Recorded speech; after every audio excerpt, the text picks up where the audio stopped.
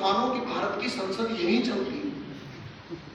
एक दिन मैं गया दिल्ली में आर्य समाज में व्याख्यान देने, और व्याख्यान था वेद के मंत्र पर कि संगच्छतुम संवदन्तुम, और मेरा व्याख्यान समाप्त हुआ, शांति पाठ हुआ और कार्यकारिणी का झगड़ा शुरू हो गया।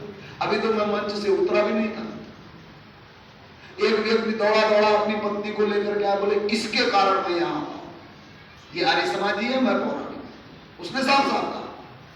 हमने कहा फिर परेशानी क्या है? बोले जब भी मैं आता हूं ये लड़ते हैं आपस में। हमने कहा ये संसद में जाने की तैयारी कर रहे हैं। बोले आचार्य जी आप भी मजाक कर रहे हो। हमने कहा और क्या करें, इनको पीटे, यही तो कर सकते हैं। तो ये जो छोटा छोटा स्वार्थ है, ये जो हमने छोटा छोटा अपना अपना कुआं बना लिया है, इस कूप मंडूकता से बाहर निकलना पड़ेगा।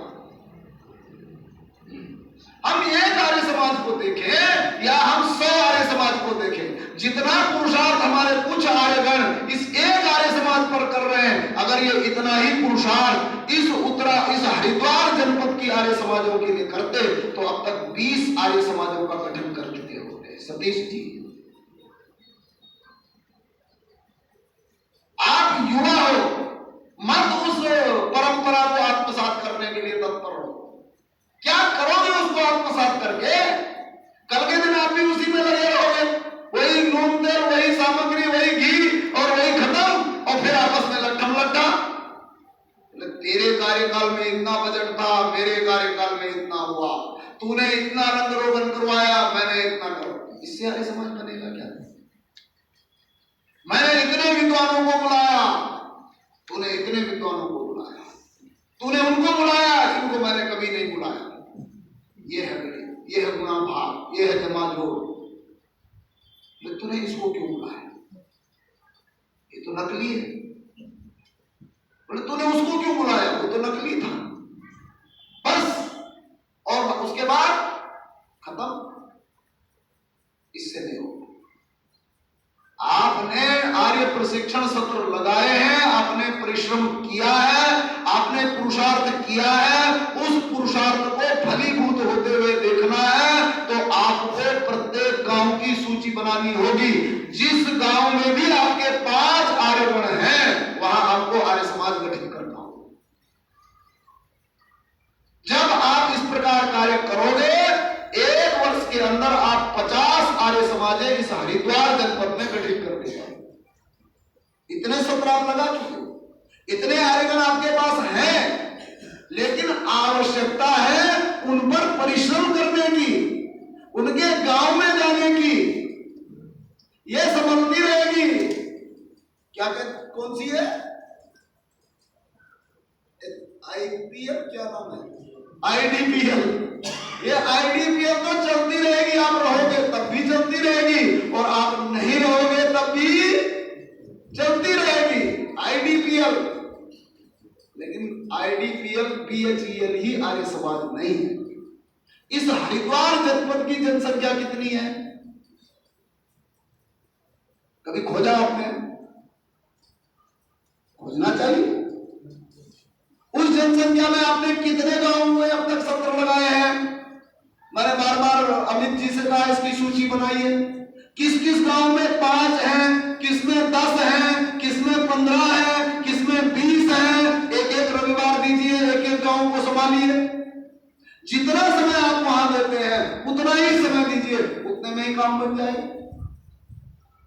लेकिन आपको देना, आप किसी के भरोसे बैठ करके नहीं रह सकते कि आज तो मेरे यहाँ सामवेद के आचार्य आ रहे हैं, आज तो फलाने कुलपति आ रहे हैं, आज तो वाइस चांसलर आ रहे हैं, आज तो आर्य समाज के वो आ रहे हैं, और आप वहां गए, आपने बार बार वही प्रवचन सुने और बार बार वही विधाएं सुनी, और ना उसका कुछ भला हुआ, ना हमारा कुछ भला हुआ, ना समाज का कुछ भला।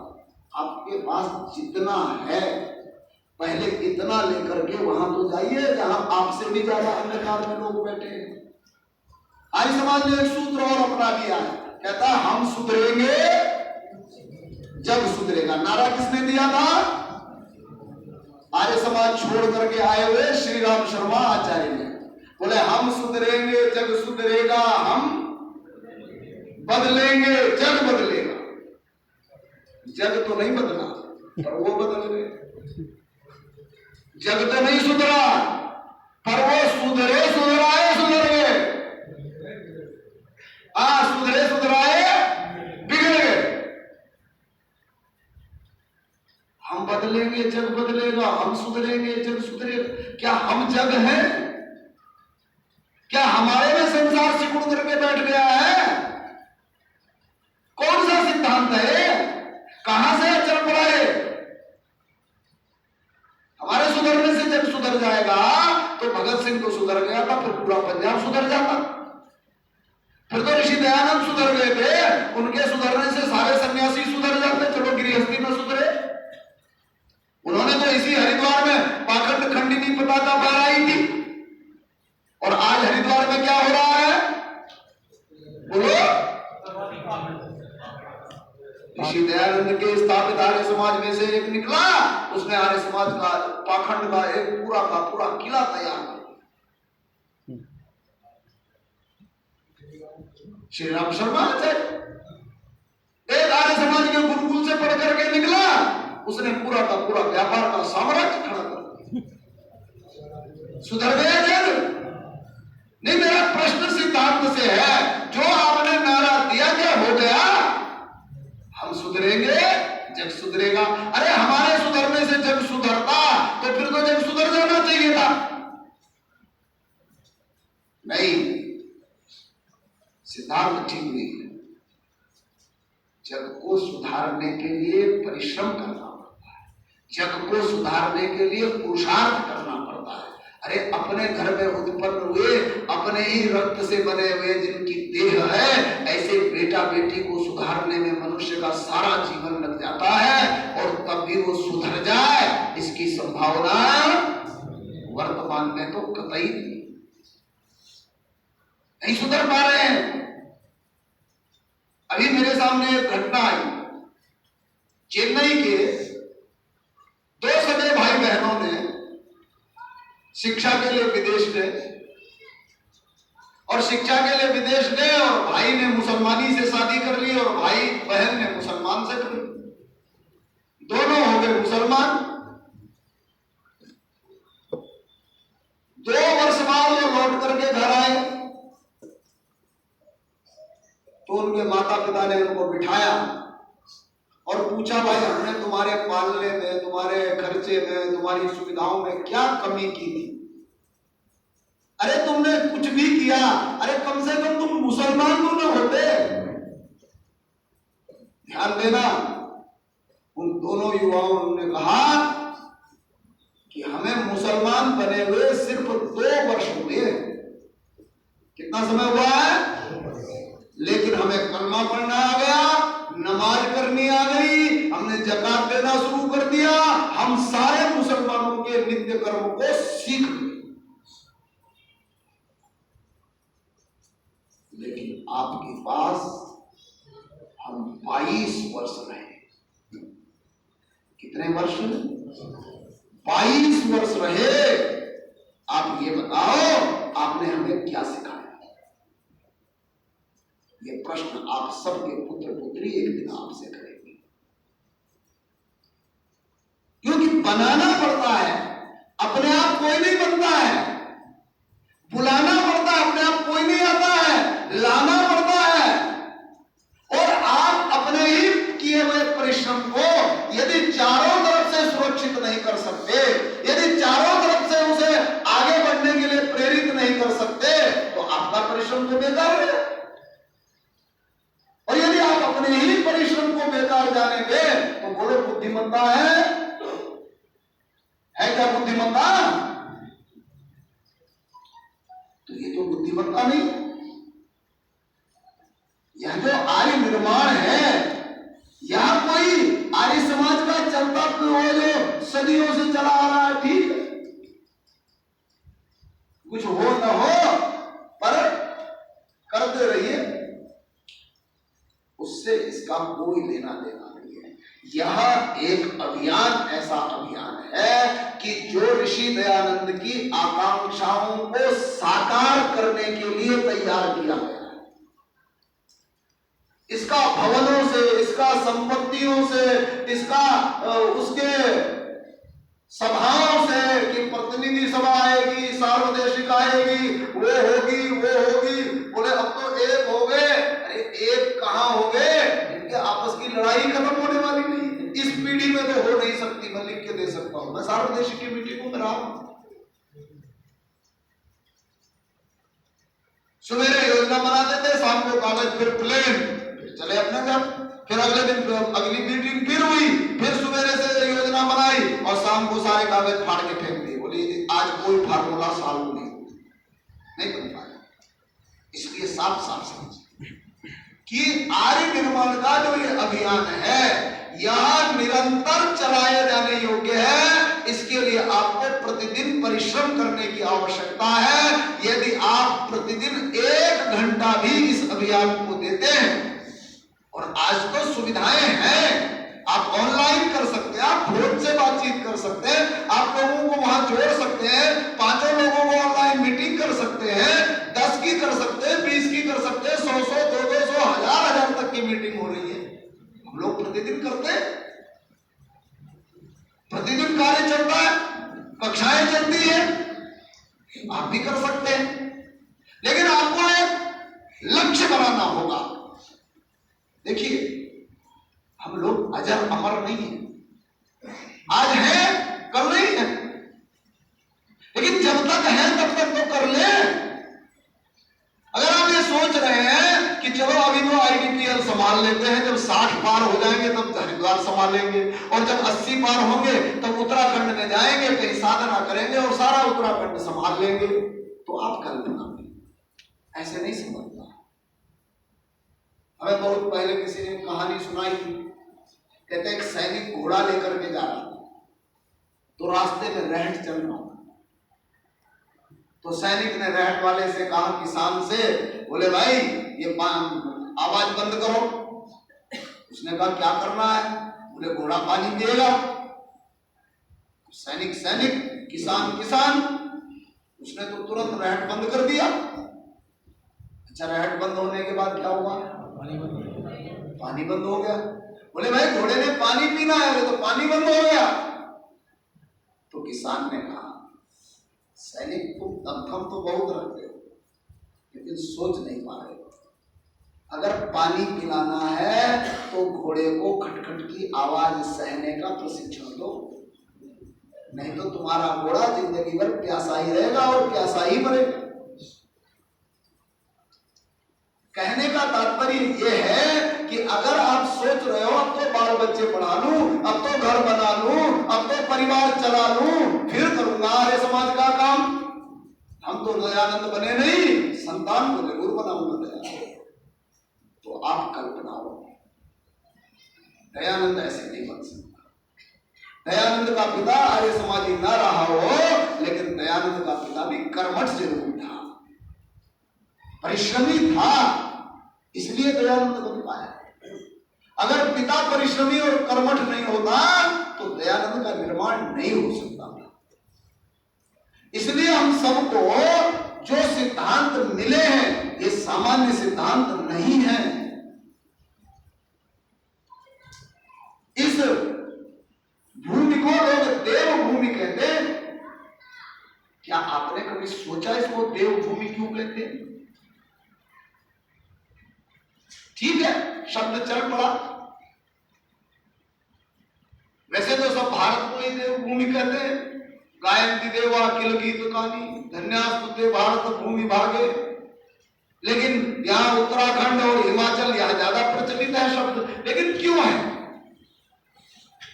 क्योंकि यहाँ का मनुष्य, ऋषि दयानंद ने भी लिखा है और आज भी है कि वह सामान्यतः और प्रामाणिकता के साथ काम करने वाला है।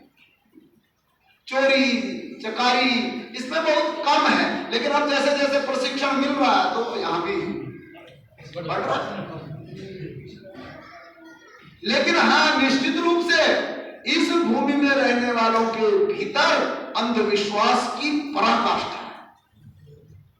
मूढ़ मान्यताओं का पूरा बाजार समाया हुआ है। मांस और मदिरा उनके जीवन का अभिन्न अंग है। और हम यहां रहते हैं तो हमारा उत्तरदायित्व तो बनता है कि हम थोड़ा ऐसे लोगों के बीच जाएं, उनके बीच काम करें, उनको थोड़ा उद्वेलित करें।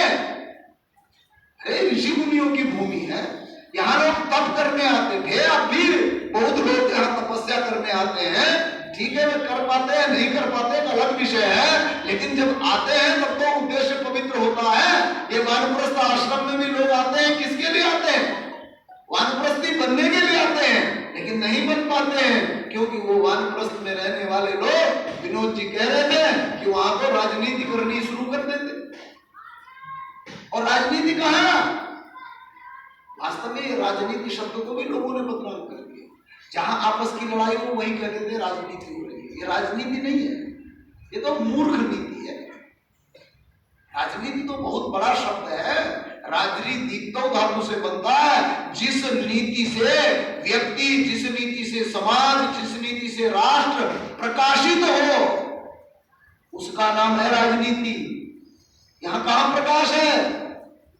ये तो अंधकार की ओर अग्रसर हो रहे। इसलिए एक आकलन बैठकर कीजिए कि जिस प्रांत में आप निवास कर रहे हैं ये सीमांत प्रांत है। एक तरफ नेपाल है, वो तो लगभग चीन के कब्जे में ही जा रहा है। दूसरी तरफ चीन है और चीन की भूख मिट नहीं रही है। और तीसरी तरफ विभत्सता यह है कि पहाड़ पर जो लोग रहते थे सीमाओं पर, गांवों में, वो वहां से पलायन करते जा रहे हैं। और पहाड़ खाली हो गए तो क्या सेना पहाड़ों की सुरक्षा कर ली जाएगी? बोलो, संभव है क्या? सेना सुरक्षा कब कर पाती है? जब जनता सेना के साथ होती है। और जनता ही ना हो, खाली पहाड़, सुरक्षा हो जाएगी। और सुरक्षा नहीं होगी पहाड़ की तो हरिद्वार की हो जाएगी। आप लोग कहोगे हमें क्या लेना देना जी, पहाड़ की नहीं होगी तो नहीं होगी, लेकिन पहाड़ की नहीं होगी तो आपकी हो जाएगी क्या? बोलो। तो ये सुरक्षा की चिंता हम तब करेंगे क्या कि जब पहाड़ चले जाएंगे।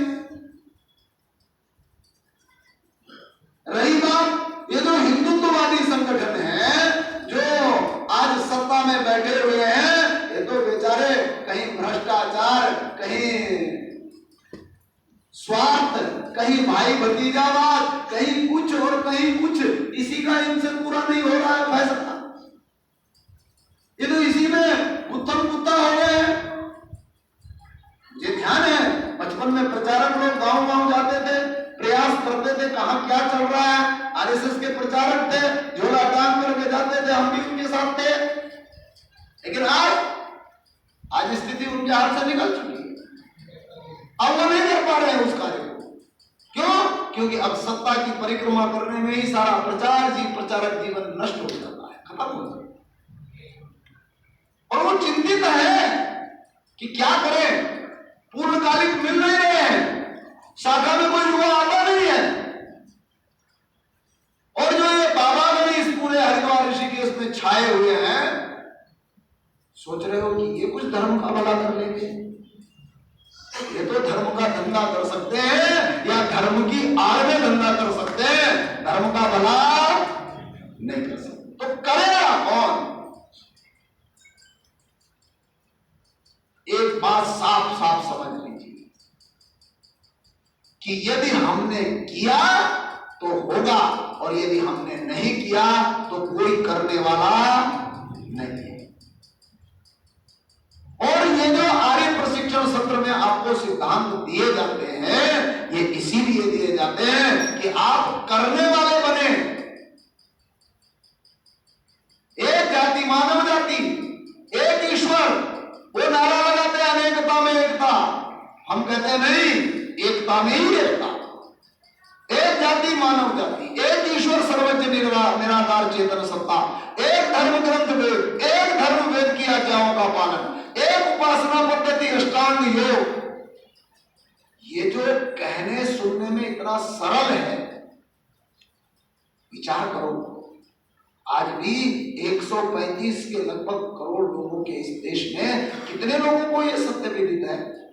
और जब आपको मिल गया सत्य तो उस पर चलना और चलाना आपका कर्तव्य है।